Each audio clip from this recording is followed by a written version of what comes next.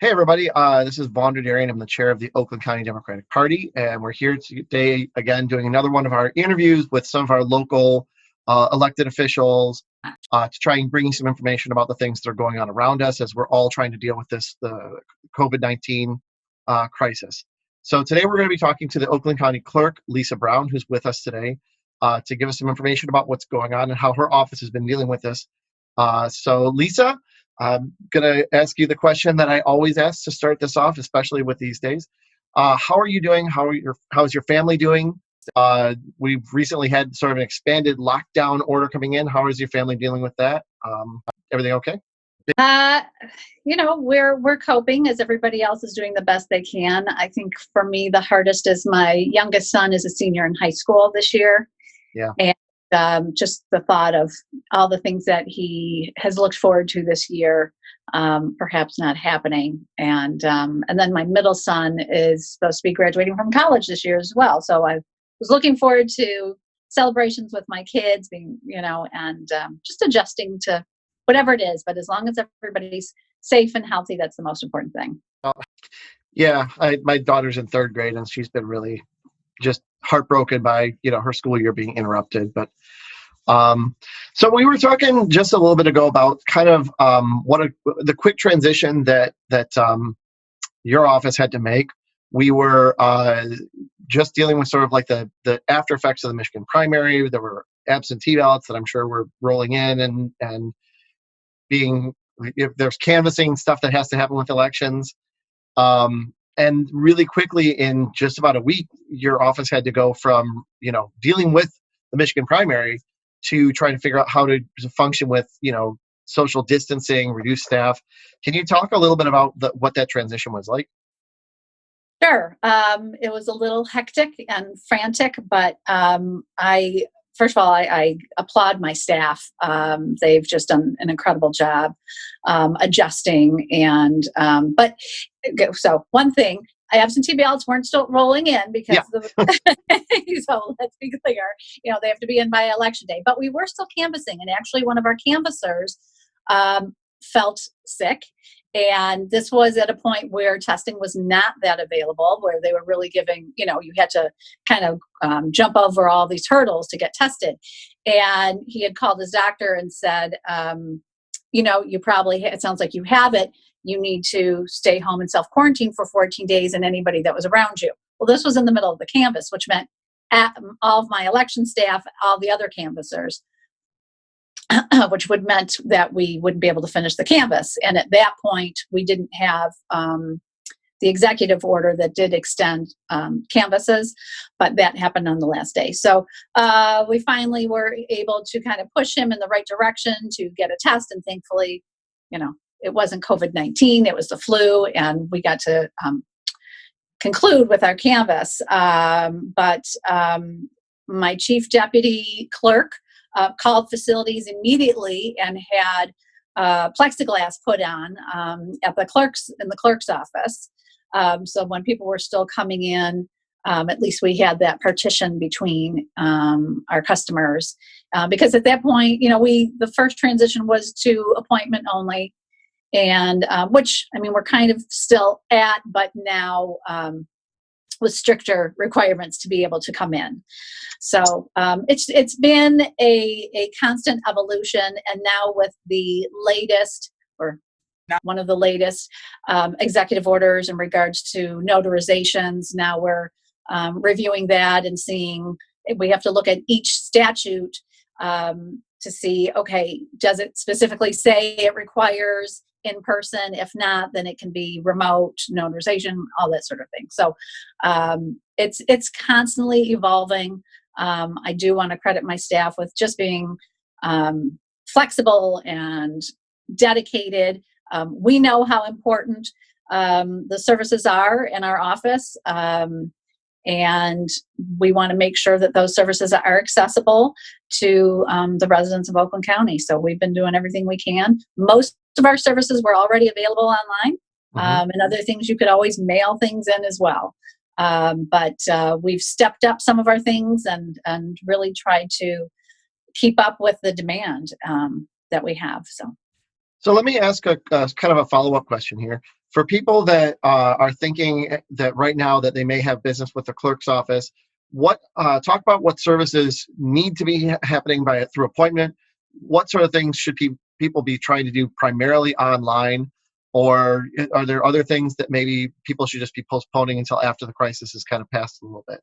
Yeah, depending upon what it is. I mean, like I had somebody when we first had the stay home order who emailed me and said, my notary expires in May. I'm like, call me April 14th. Like, let's, and of course now that's been extended, but now I'd say call me May 1st. I mean, let's wait and see how some of these things go. We've had people who have been very anxious to renew their CPLs. Applying for a CPL is not an essential service per the governor's executive order. So that's something, regardless of anything, that's just not something we're processing right now. But again, most of our services are available online. We try and steer people that way. There are very limited circumstances right now where somebody would where we would be accepting appointments. In contrast to in the beginning where it was, okay, everybody, as long as you have an appointment, we can do that. But that was, as you know, things have become more serious. So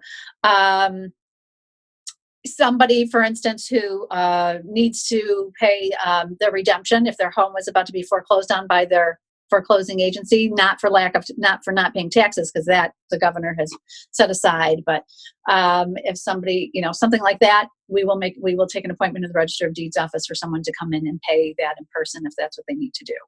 But again, we're looking at deadlines. We're requiring some more information before we're going to set up an appointment with you. This is going to be a little bit of a silly question, but my major interaction with the county clerk's office was actually when I went there to get my marriage license. Are those? I would imagine that's got to be completely on hold right now.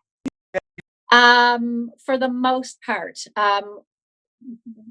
there are some, I will again say, emergency situations. People are unfortunately being laid off. And people are getting married so they can get on their partner's health insurance. To me, that's an essential service. But we are requiring people to show us proof that they have been laid off, that they don't have other insurance, because everybody's trying to, I don't want to say use that excuse, but because, there are people who seriously have that issue. So we did issue a marriage license this past week, but there was, again, we're requiring more information than usual, and making sure that somebody has an officiant, that they have two witnesses that are willing to be there, all these sorts of things. So making sure everything's in place before somebody is really risking their health by coming into our office. Now, as the May elections in Oakland County have all been postponed to August, if I'm correct.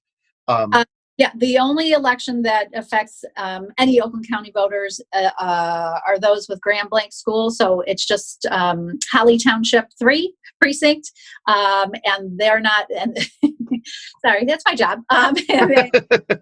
They had already consolidated to vote in a Genesee County precinct. So none of our precincts will be open or anything like that for May. Yes. Okay, so talk a little bit about two kind of questions here. The one that I've been getting a lot lately, actually from a number of different people, is talking about how the filing deadlines are going to affect just candidates, people running for office. I know, the countywide filing deadline is April 28th, I believe. 21st. So the countywide filing deadline is April 21st. The state rep deadline is, I think, also April 21st. Yes, everything except for delegates. Yep. Have you had any conversations with anybody in the legislature or at the governor's office about finding ways to either help people get around those filing deadlines or extending them, or is that kind of? And I know this is super wonky, but we do get a lot of questions about this stuff. I'm a super wonky person. It's okay. So, my staff and I, we've been talking with the state, trying to figure out the best solution, because extending the deadline necessarily isn't going to help anybody, right? If you are required to get petition signatures. So there is a lawsuit right now going on for a gentleman who wants to run for Congress in the 11th congressional, saying he's being hurt by, this, that he can't collect his signatures.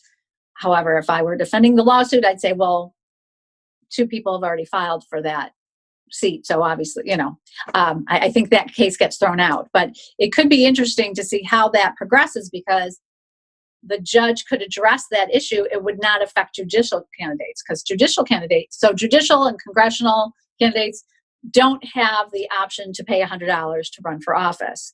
They have to collect those signatures. So that judicial decision could affect perhaps congressional races, but wouldn't necessarily would affect congressional races, but not judicial.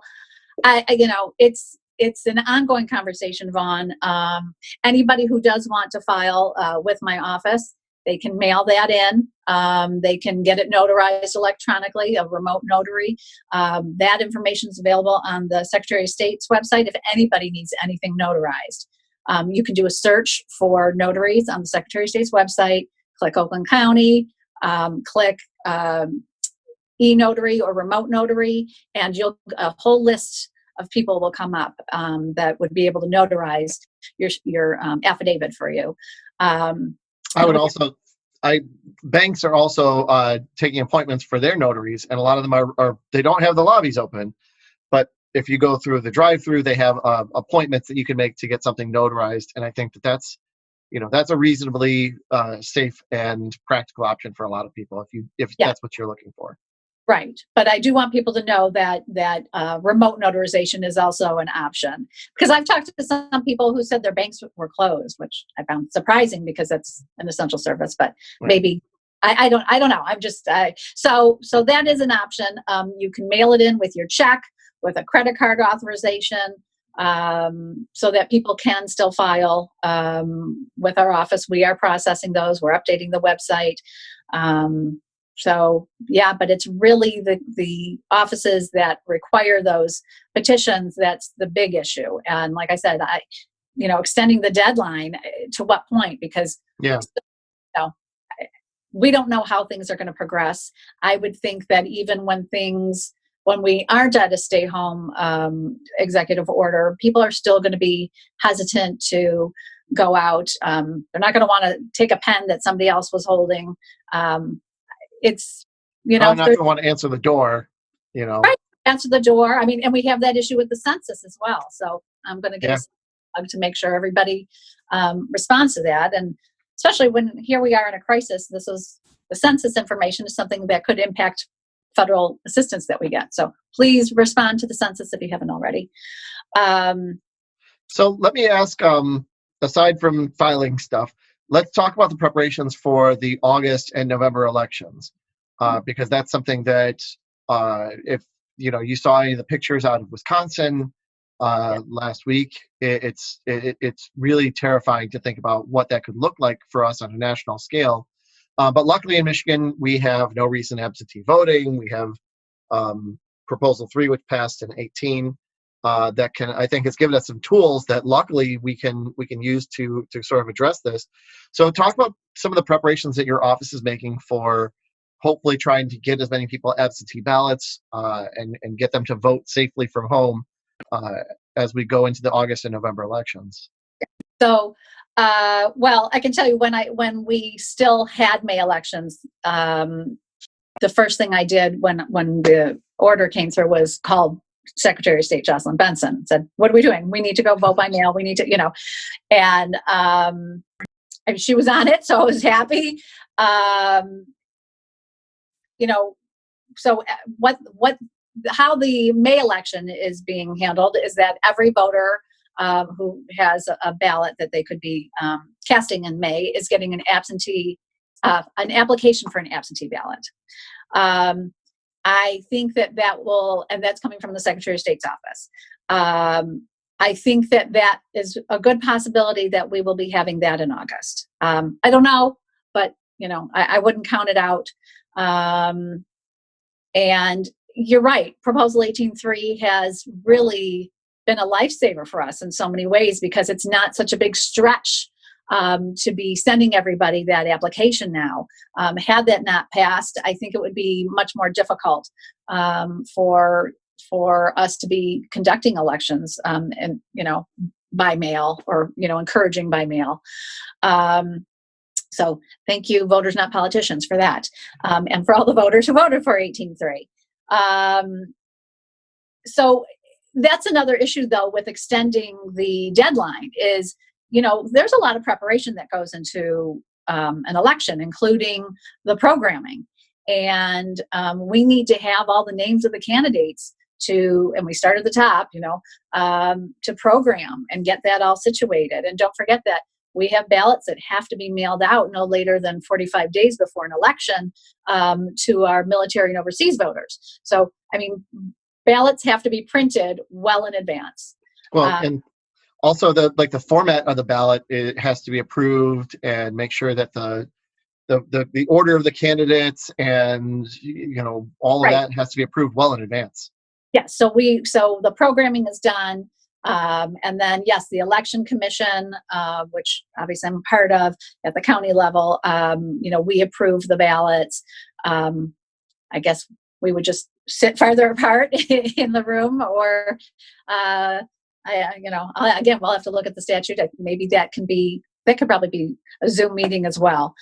We can teleconference that, because it is subject to the Open Meetings Act. But there's a lot that goes into it. So my staff proofs every single ballot. We have a lot of different, don't forget, for every precinct, the ballot is printed differently. And if, for primaries especially, that we're rotating the names. So there's a lot that goes into that. And it's very time consuming for my staff. Yeah, but this is a small, personal opinion, but making sure that we have elections that will work as best as we can is so important to everything that we believe in about ourselves as a country and as a state. Actually, are the heart of our democracy, and ensuring that people have access to the ballot, I think is crucial. And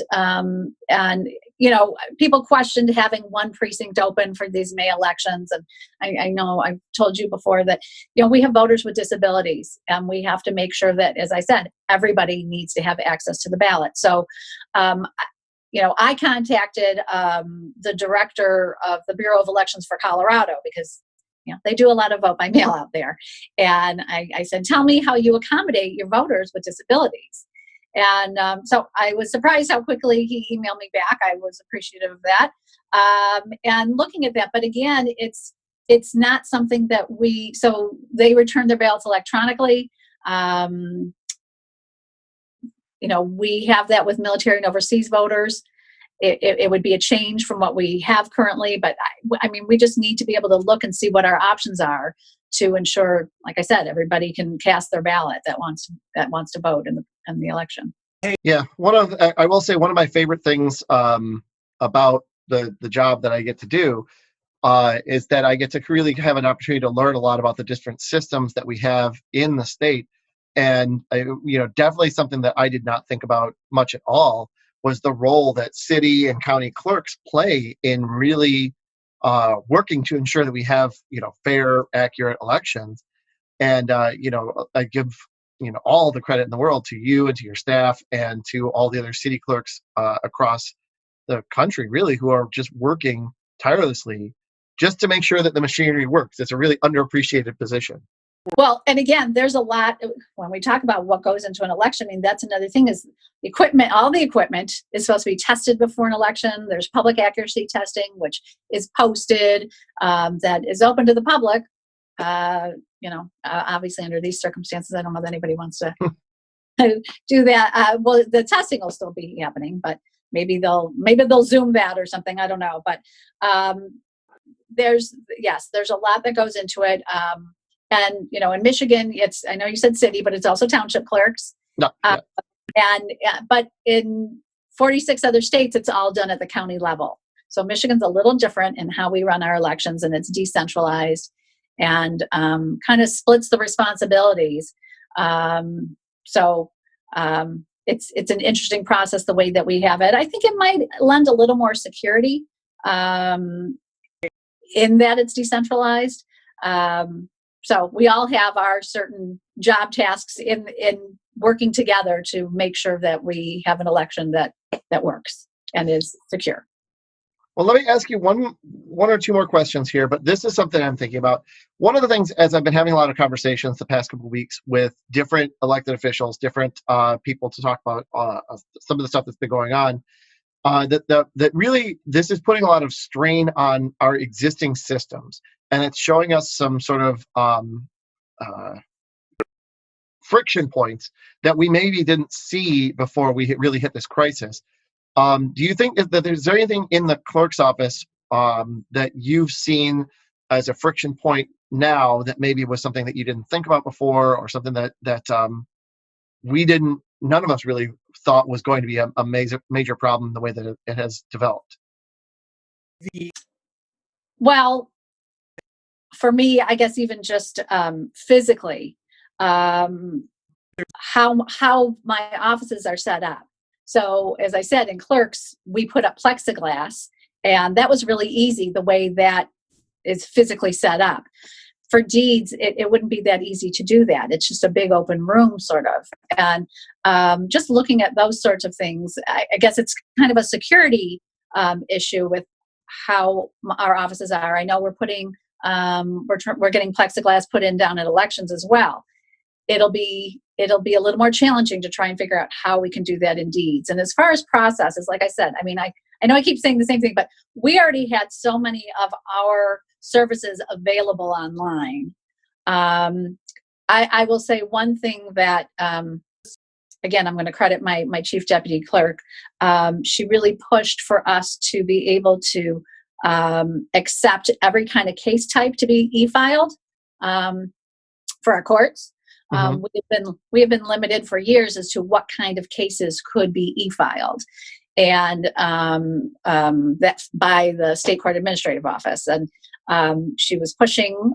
We've all been pushing, but she has a really good knack for that. And so we will be rolling that out. That now more case types can be e-filed.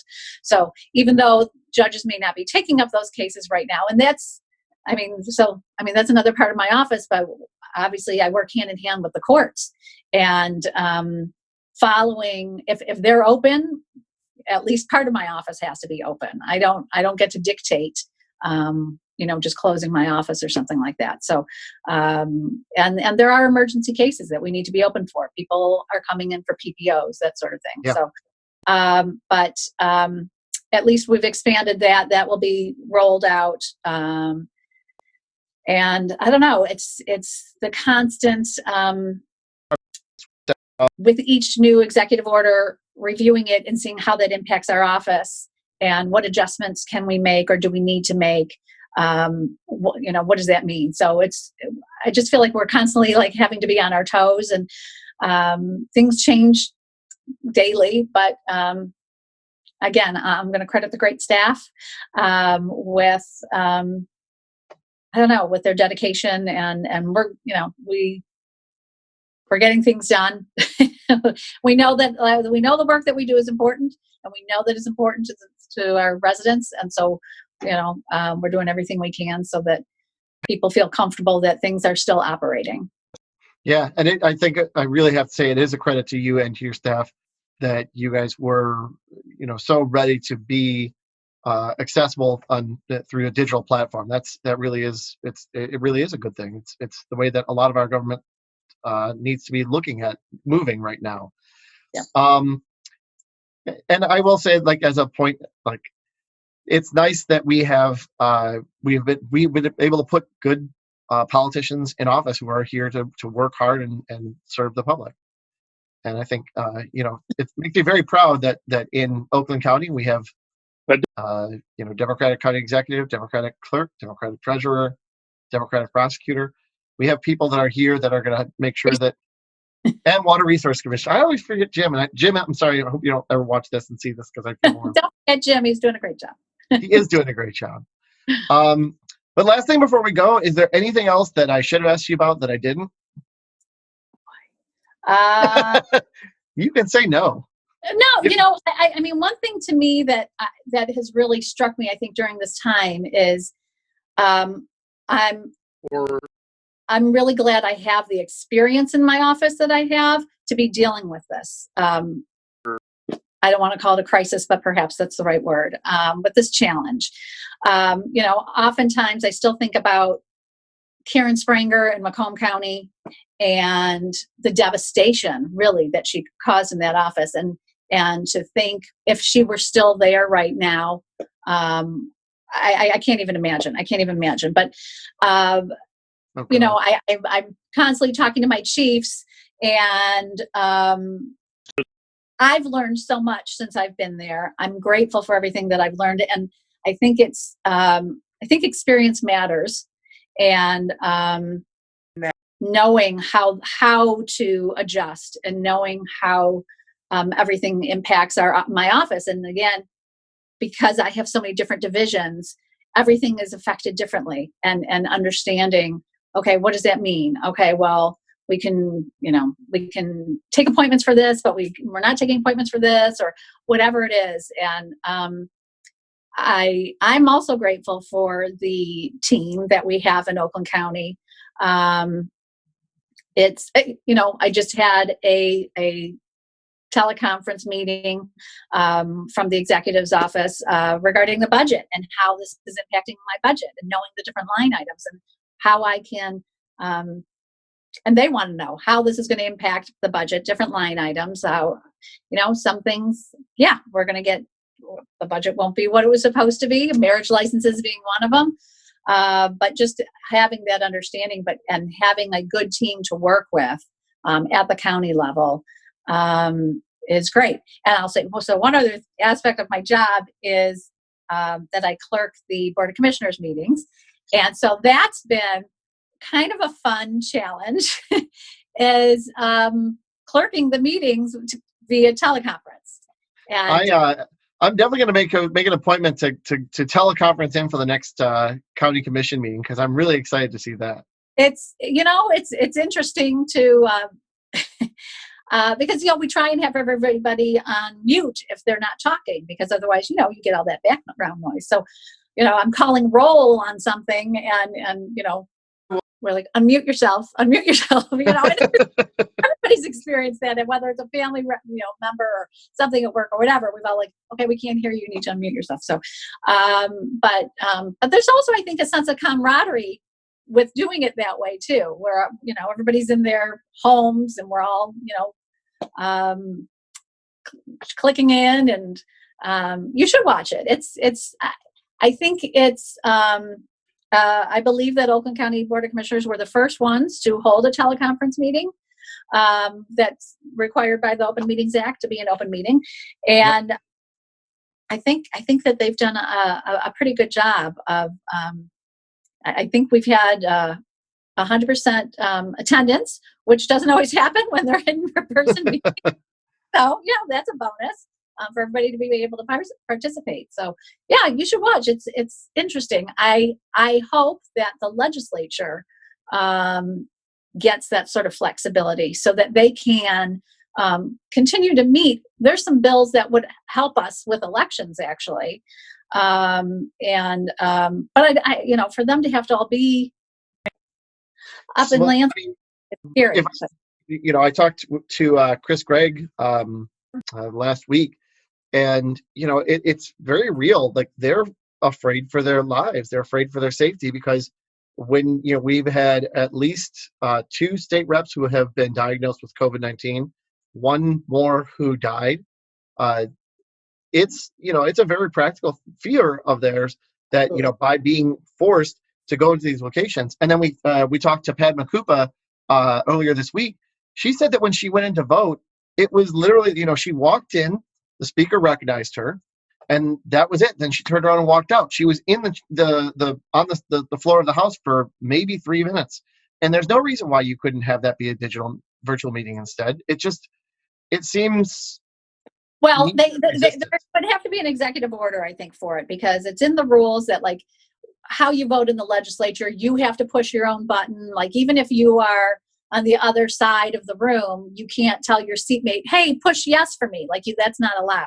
So you have to push the button yourself, but there needs to be some sort of accommodation for them. I don't think they should be risking their lives to be able to take care of the business they need to take care of. And like I said, I would like them to meet, but I don't want them to have to risk their lives to do it.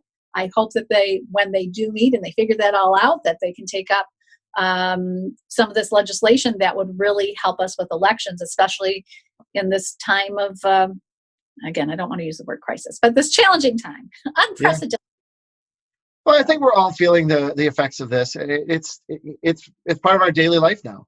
And I think that one thing that has made me incredibly proud of all of our elected officials in Oakland County is how quickly and how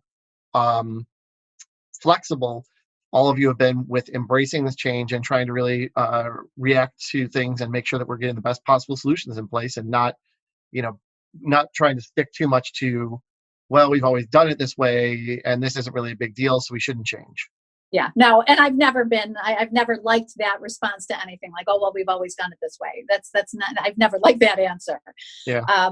But again, I think knowing how important, people need copies of death certificates to get death benefits. People need a copy of birth certificates so they can get on health insurance. There's so many things that are vital. We call those vital records for a reason, I guess. They're important. They're important papers. And, somebody had called the office and I answered the phone and they wanted to come in to file a ladybird deed. I'm like, ma'am, you can mail that in. But people are trying to get their affairs in order. People are scared.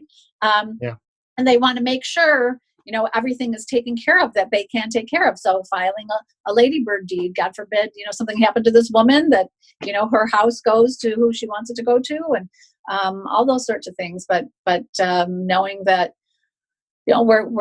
we've got a skeleton crew that's coming in. I will say again, I'm grateful for the county executive's office for giving us the flexibility, and for the IT department to get all these licenses for Go to My PC. We got a lot of cell phones so that people can work from home. That's made a huge difference for us too, so that we have people who are indexing at home. We have a couple people that we rotate in coming in, so that we're making sure that everything in the process is every step of the process is still being done. Great. Well, again, thank you for your time, Lisa. I really appreciate it. For people watching, thank you for checking in. Please be sure, if you're seeing this video, wherever you're seeing it, if you watch it and you enjoyed it, please go to ocdp.org, sign up for our mailing list. You can like our Facebook page. We're putting all these videos up on our Facebook page and trying to shoot them out to you as much as we can. And something new I've been adding as of this morning is that if you can afford to give us $1, $2 on a recurring monthly basis, it makes a huge difference. Trying to get all this information out to everybody. We've been trying to push it through Facebook as much as we possibly can. But if you can give us, $3, $4 a month for the next 2 or 3 months, that is going to let us get another post out to thousands and thousands of people. So we really do need your help. If you can go to ocdp.org, we have a big donate button right there. Whatever you can, even if it's just as small as $1 or $2, makes a huge difference, and we really do appreciate it. Lisa, thanks again for coming in. I appreciate it more than I can say. Thanks for having me. And thank you for everything that you're doing, Vaughn. Your leadership at the county party is just, we're going to cut all this. I will tell you. So I think you're doing a great job. But on a side note, my husband even said to me, he's doing a really good job. You got to tell him he's doing a really good job because I'm telling him of the things that you're doing. So thank you. Thank you for your dedication and your leadership. I really appreciate it. It does make a difference. Well, we're trying really hard, and I'm going to throw all the credit to Alex, our director of operations, who is on the call but muted, and she's amazing. It takes a team. I understand that, but you put together a good team. So thank you. And we're still working. We have to be ready for the elections in the fall, just like you do. Yeah. And, yeah. Hey. Do in 2 ways, as a candidate and as the clerk. Yeah, right. Exactly. Stressful. So again, thank you to everybody who's watching this. We have been getting views on these, which is super incredible and awesome that we actually have been getting some of our interviews are up to over 2,000 views, 3,000 views. So thank you for watching. And we'll be back with some more videos later this week.